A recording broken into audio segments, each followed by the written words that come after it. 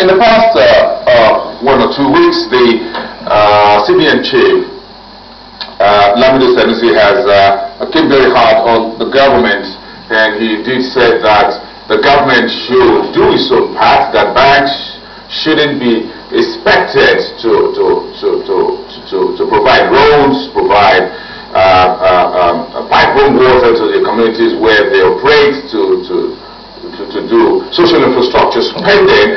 He says the government should do its own part. So now that the president is saying that the goal, or his goal, is to have banks and financial institutions that can be on the line effective partners with government.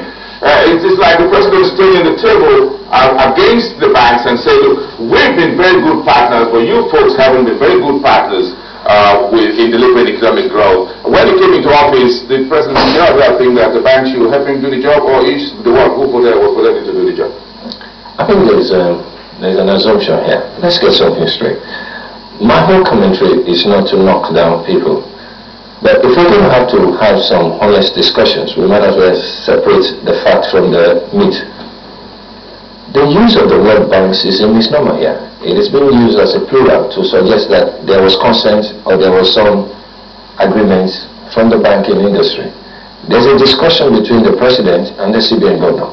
Don't forget, the CBN governor is just who he is, just a CBN governor. He's not a minister of finance. He's not the one in charge. In actual fact, there should be a triumvirate between the Minister of Finance on the one hand and the CBN governor on the other hand. The Minister of Finance is the one in charge of the economy.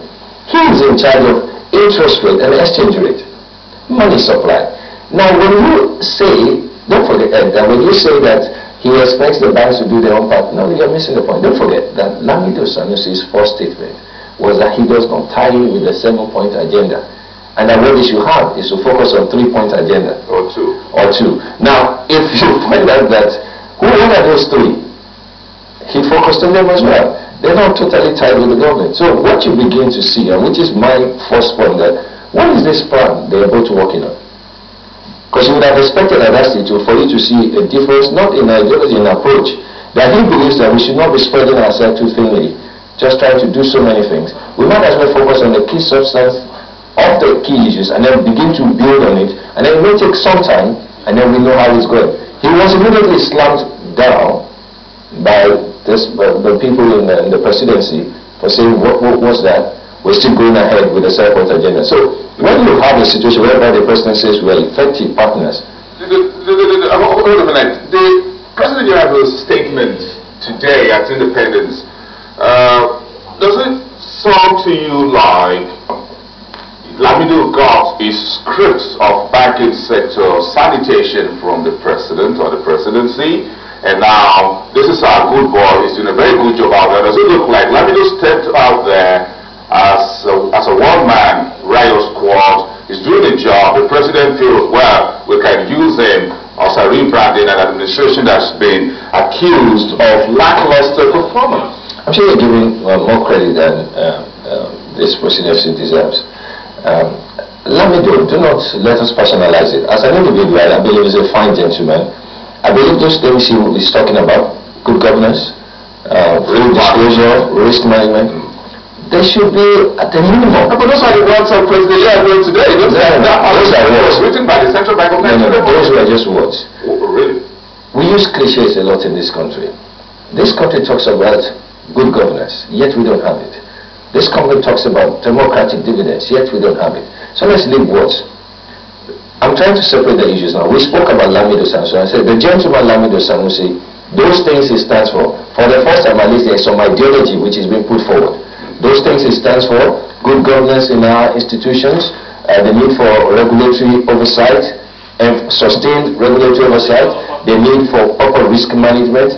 Those are very fundamental ideologies to which every single well-meaning person must subscribe to. I believe that the challenge with Lamido Sanusi is about substance, scope, speed, and perhaps still style.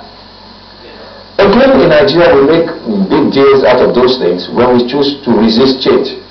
So we need to separate those who try to resist change from where we have fundamental issues. My own position and the position of my firm is that in dealing with these issues, Lamido Sanusi should, as a risk manager, have anticipated the unintended consequences of the action, given that he himself knows that there is the underbelly of the Nigerian economy that is about to be revealed. We're going to get to whether you're bullish on Lamido or not. It's a question out there.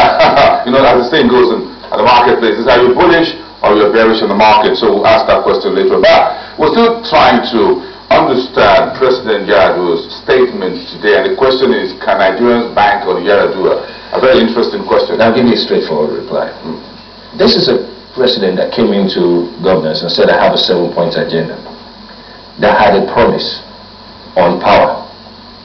Not only about emergency, declaration of emergency. Just hold a minute before you brought that out for us. Let's we'll push this for our viewers on screen. Let's just go back to what this week's Tell magazine, that's the 5th of October edition, says in part page 16. If you haven't gotten a copy of the magazine, this is what the editors of the newspapers put their quote. It says, unable to fulfill the basic requirements of a modern state, Nigeria's global status is not only fast diminishing, it may gradually become a failed state.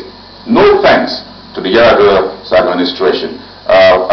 Femi, the question is, banking on Yar'Adua. I do read the newspapers as well. If you try to check through what some of the front page comments and what have you had today at Independence Anniversary, I think there's a more of pessimistic, more of less than celebrated words at 49, and a lot of issues being laid at the doorstep of the president. And if you go back to that, say, we've been unable to fulfill the basic requirements of a modern state, so we're fast diminishing in status. I mean, gradually, seen on the screen, become a failed state. No thanks, not this time to the other, but the U.S. Bosin, let's be honest with ourselves.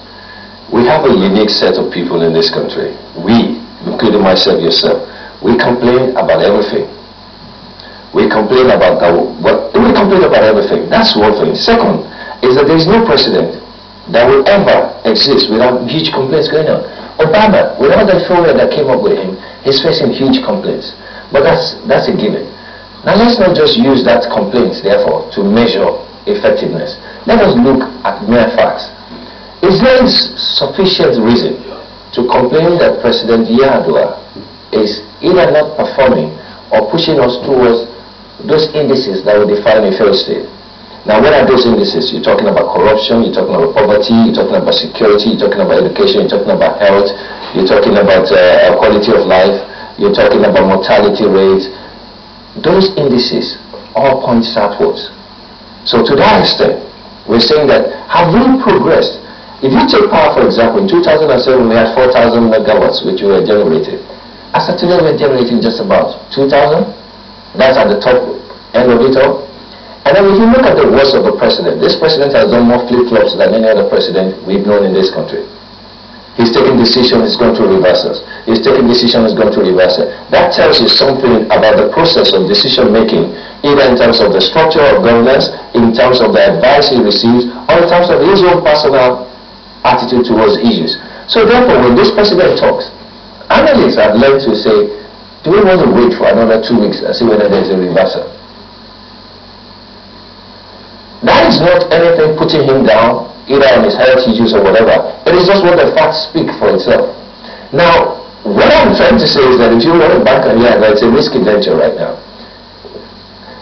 I'm just going to be as frank as possible. We're going to talk about now this article published in the Guardian says at 49 the world is passing us by, or that will pass the world by, but I'm not too sure. This is about a 6-page document. I'm not sure how many words are here, but trying to retrace what we've done as a nation. President Yar'Adua says this morning, let's go back very quickly to what he said. He says he is increasingly encouraged, pluralistic this time, but emerging signs of a recovery in our national economy. And he went on to talk about GDP and the non-oil sector that will grow at 5% and 6.4% in 2009.